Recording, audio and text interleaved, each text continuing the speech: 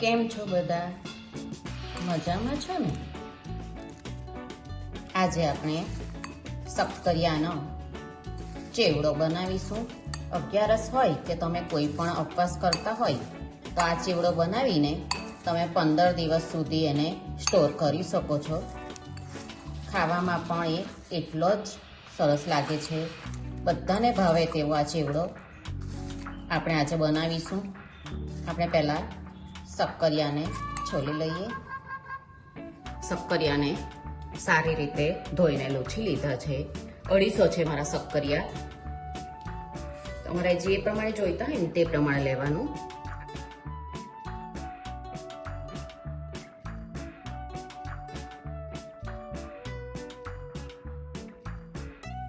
છોલી લઈશું.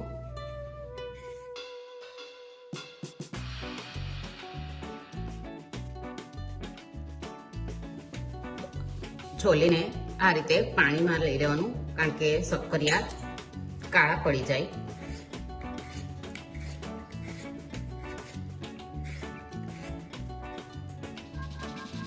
બે શક્કરિયાને આપણે આ રીતની લીધેલી છે. એકદમ ઝીણી પણ નથી લેવાની. એકદમ ઝીણી લેશો ને તો તેલમાં તળતી વખતે લાલ થઈ જાય.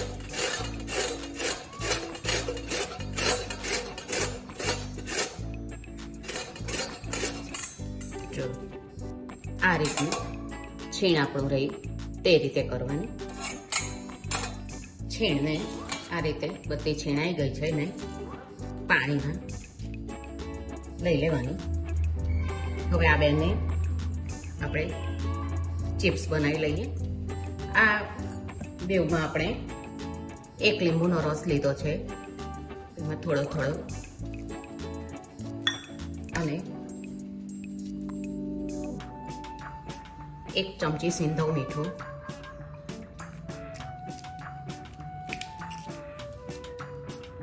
આ રીતનું સ્લાઇડર લીધું છે. તમારી પાસે નહીં હોય તો તમે હાથથી પણ આને ચિપ્સ બનાવીને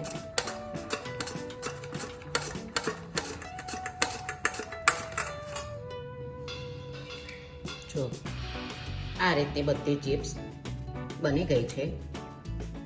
એકદમ જાડી પણ નહીં અને એકદમ પાતળી પણ નહીં. એને પણ પાણીમાં લઈ લઈએ. આપણે શક્કરિયાના ચેવડાને ચટપટો બનાવવા માટે એક મસાલો તૈયાર કરી લઈએ.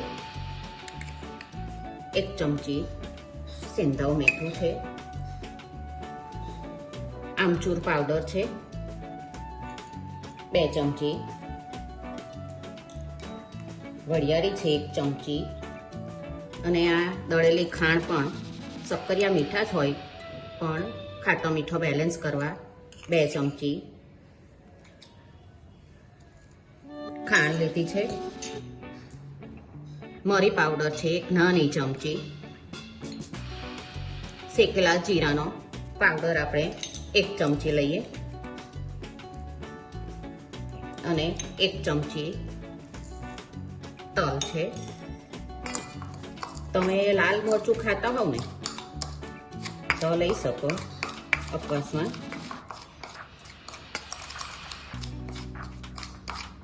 આ આપણે તરીને પછી ઉપર નાખશું ને તો એનો ટેસ્ટ એકદમ જ સરસ આવશે. તેલ ગરમ થાય એટલી વારમાં આ છીણને આપણે એક કોરા કપડા પર લઈ લઈએ. પાણીમાંથી છીણને બરાબર નીચવી લેવાનું.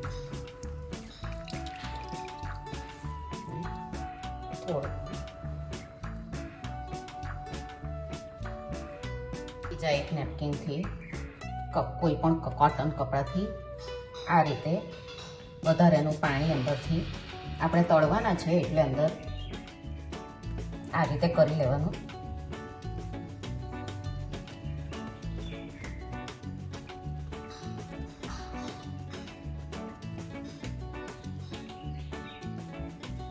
આપણે નેપકિનથી બરાબર લૂછી લીધું છે. હવે તેલ પણ ગરમ થઈ ગયું છે.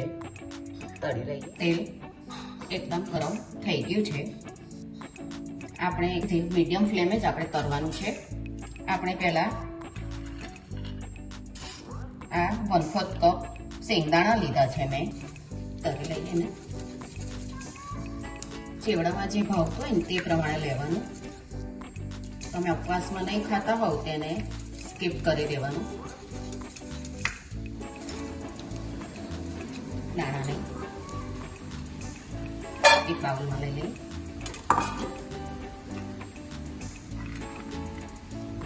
સૂકા કોપરાના આ રીતે લઈ લીધી છે ચીરી, 7-8 છે.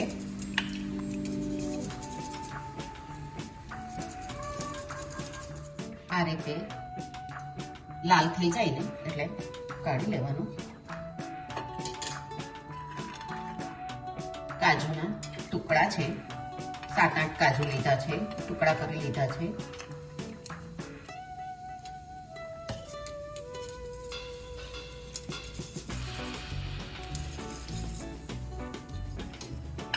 કાજુ પણ તળાઈ ગયા છે. બદામ પણ 7 લીધી છે, તેને પણ ટુકડા કરી લીધા છે, અડધો.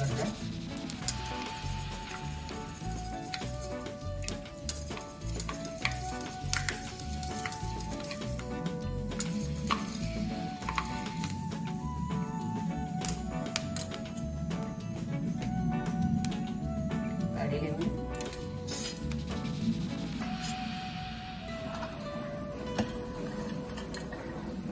કિસમિસ છે, 10-12 કિસમિસ લીધી છે.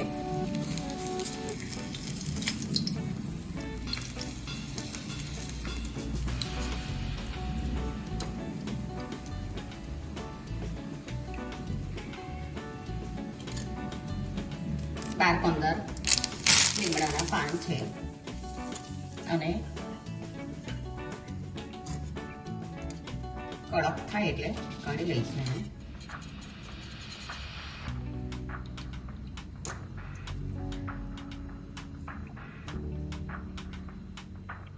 બે મરચાંને આ રીતે કાપી લીધા છે.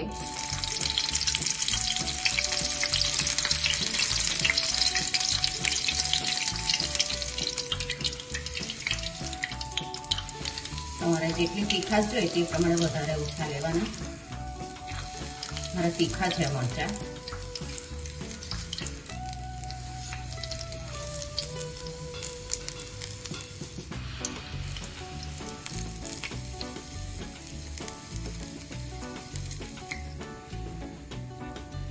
તળાઈ ગયું. છેડને થોડી ગેસને મીડિયમ જ રાખવાનું.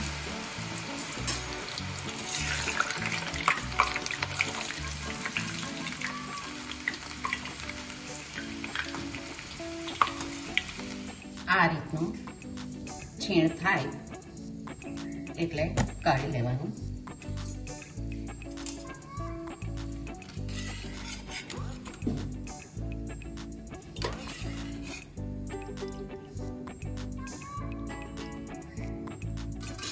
બીજું છીણ લઈ લઈએ. તમને એવું થતું હશે કે ક્રિસ્પી થાય કે નહીં. જો આ એકદમ ક્રિસ્પી, જો તરત જ તૂટી જાય. ચિપ્સને પણ તળી લઈએ.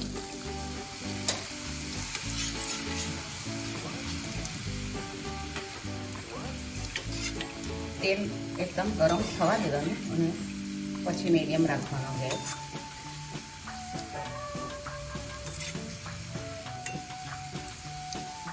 આ રીતની તળી લેવાની, થોડી લાલ થાય ને.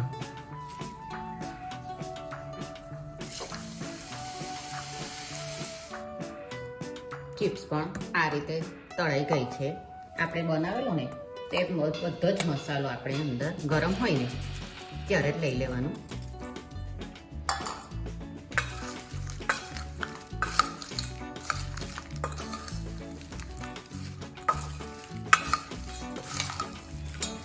શક્કરિયાનો ફરાળી ચેવડો બનીને તૈયાર છે. જુઓ, દેખાવમાં તો એટલો જ સરસ છે, સ્વાદમાં પણ એટલો જ સરસ લાગશે.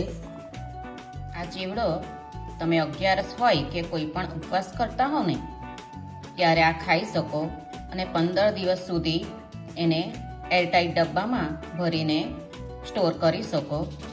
તમે બટાકાનો ફરાળી ચેવડો તો ઘણો જ ખાધો હશે, પણ આ રીતે શક્કરિયાનો બનાવીને ખાજો ને મને કહેજો કે તમને આ કેવો લાગ્યો ચેવડો. આપણે પાછા મળીશું બીજી રેસીપી સાથે.